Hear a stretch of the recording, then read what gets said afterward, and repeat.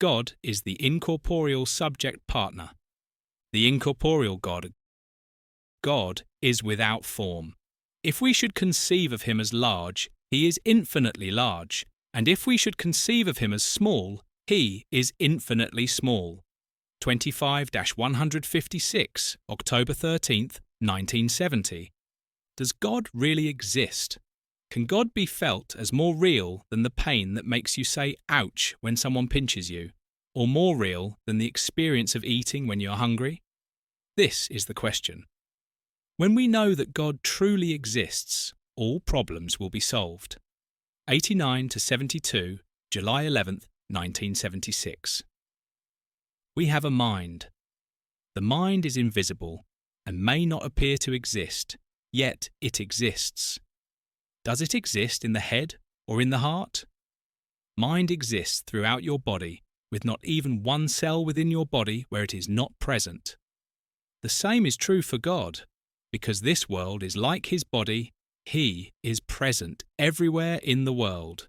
38-242, 1st of August, 1971. You cannot see God. Can you see energy? Since God is the original body of energy, you cannot see God even in the spirit world. 195-193, October 21st, 1979.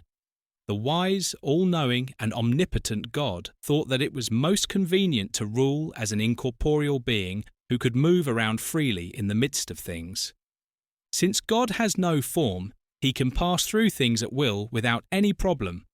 God may come to your body and pass through it, but you would not notice.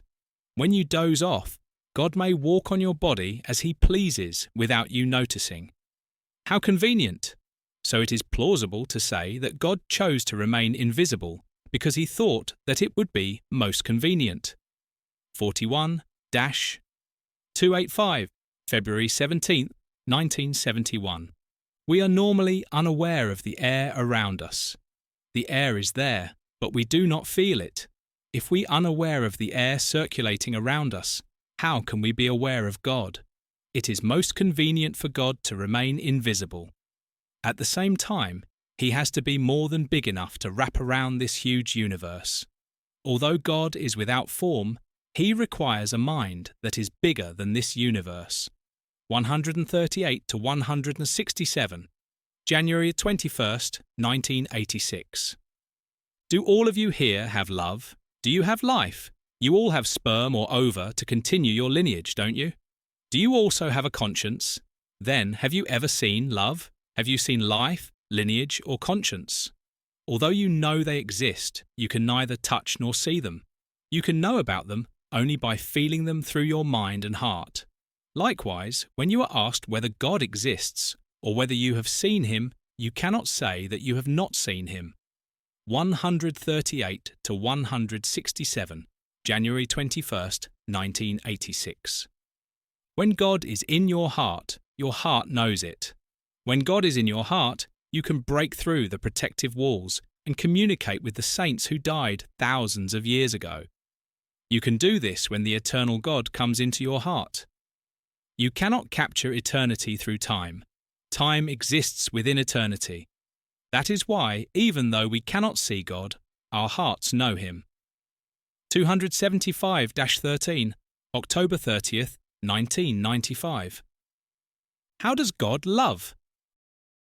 This is a difficult question to answer, isn't it? Since God is without form, he can go anywhere, inside a lady's eyes, inside her heart. He can go everywhere. There is nowhere he cannot go. Then, where does God live? Where is his home? God's home is in the middle of our heart. God's masculine heart lives in the heart of man, and God's feminine heart lives in the heart of woman. 128-325, October 2nd, 1983.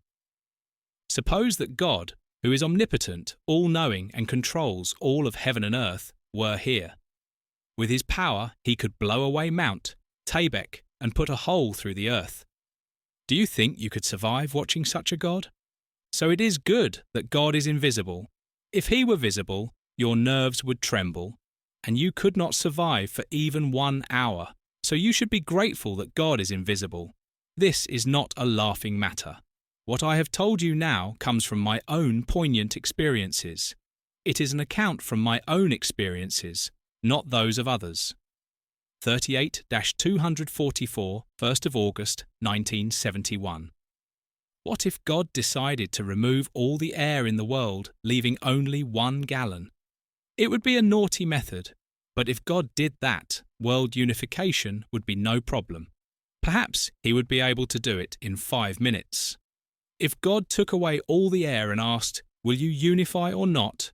all humankind would shout in unison, "We will!" God could unite the world in an instant using this method, but we are thankful that God does not do that with the air. Without air, we cannot live. Air is absolutely necessary for life. Yet people gulp air like thieves without feeling grateful for it. 38-244, 1st of August, 1971. If God, the great master of heaven and earth, were visible to human eyes, wouldn't people fight each other to capture God? There would be no way to stop the battle, so it is good that God is invisible. America and the Soviet Union would fight, each claiming God as theirs. They would. Who would be able to stop the fighting? The all-knowing God stays invisible lest such fights break out. To wish that God were visible is foolish. It is better that he is not. 41-285, February the 17th, 1971. This universe is veiled in mystery. This great universe is some 21 billion light-years across. 1 light-year is the distance light travels in a year. Light can circle the Earth 7.5 times in 1 second, so you can begin to conceive of how far light travels in a year. Then, how large must the Master be, who can rule this huge universe? If God had a body, how tall would he be? If God is as large as we say he is, would he be able to drag his cumbersome body around? How inconvenient it would be if he had to lumber about like that. Every time he moved, the universe would fall over in surprise. God is a wise being. This is why he decided to be an invisible Lord. 138-167, January 21st, 1986. Have you ever thought about God's weight? How heavy do you think he is? How many kilograms does he weigh? Perhaps billions of tons. If he were that heavy, he would have a big problem trying to move around. But it is ideal for God that he is incorporeal. Even if you carry him inside your wallet, you will not feel any weight. Since he has no form, he can even go in and out through the eye of the smallest needle. In other words, he can move around at will. Being infinitely large, yet also infinitely small, he is free to move around anywhere in the universe. 136-106, December 22nd, 1985. If you have something you consider most precious, you will want to carry it with you at all times. You will not want to be separated from it even for a moment. Then, if God, the greatest treasure of them all, was in your possession, where would you like to attend him? Is there a storeroom where you can store him securely, where you can attend him? That place is none other than your heart and mind. The human heart and mind form the storehouse where God can be safely attended. 41-285, February 17th, 1971. Since God is without form, the conclusion is that he should give more importance to beings with form than he does to himself. Only then will things begin to turn. Conversely, human beings should value their invisible mind, and God more than their bodies. 111-49, January 18th, 1981. In the beginning, we naturally knew about God. If humankind had not fallen and we had been born through parents of original goodness, there would be no need to argue about whether God exists. People would naturally know from birth. Babies begin sucking as soon as they are born, when they sense their mother's breast in front of them. Do they need to learn how to suck while in the womb? They automatically know how to do it. If human beings had not fallen, they would naturally recognize and cultivate their relationship with God, and automatically understand that their position is to advance towards him. But the fall has made people forget everything. This is why the world is in doubt as to whether God exists. This is a tragic fact.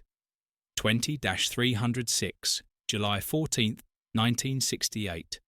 Human beings are the masterpiece among the created beings of the universe.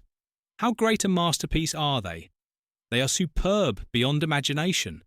That being the case, when the absolute God created them, should he have created them in such a way that they do not know what he says, sees, or feels?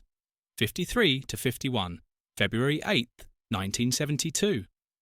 If Adam and Eve, who resembled God, had become the parents of humankind, they would have recognized God's constant presence in them through his works.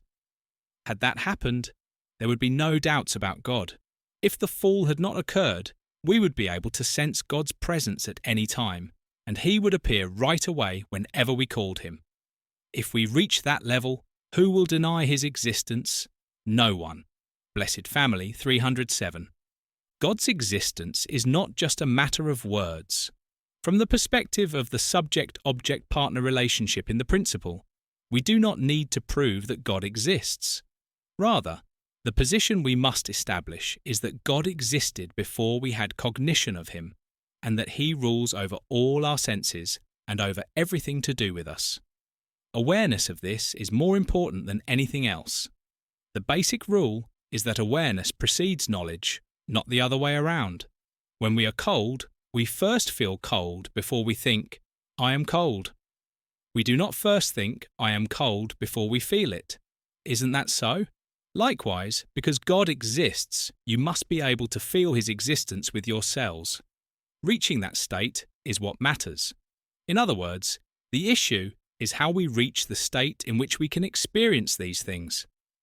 58-291, June 25, 1972. You should be able to cry out, Father, even in your sleep, and even when you are by yourself. When in your daily life you forget to eat or sleep, and exclaim, Father, with a deep longing, you will be able to hold his hand. Magical things will happen. When you call out Father, he will embrace you. You must know that in your life of faith, the most precious thing is how you tap into those feelings that bring you those deep experiences. The degree and amount of your experience and feeling can be the measure of your faith. If you have such a heart of love, when you determine, I must accomplish this, God will already be supporting you even before you ask. Heavenly Father, please be with me. Feeling his support, you will say, Thank you, God. 58-297, June 25, 1972. The unification principle teaches that God is the invisible, absolute Lord with dual characteristics in harmony. As a being of dual characteristics, God created Adam and Eve as manifestations of his duality. He intended to be their vertical center when they grew up and connected horizontally through love. In other words, when Adam and Eve reached maturity, God's masculine characteristics would have entered Adam's mind, and God's feminine characteristics likewise would have entered Eve's mind. This does not mean that God is divided. God can be present in Adam's and Eve's minds because he is the Lord with dual characteristics. 138-245, January 24, 1986. We say that God is a being who harmonizes dual characteristics, don't we? But I have not yet talked about him as a unified being of love in addition to one harmonizing the dual characteristics. We need to add the fact that he is the unified being of love. 223-268, November 12, 1991.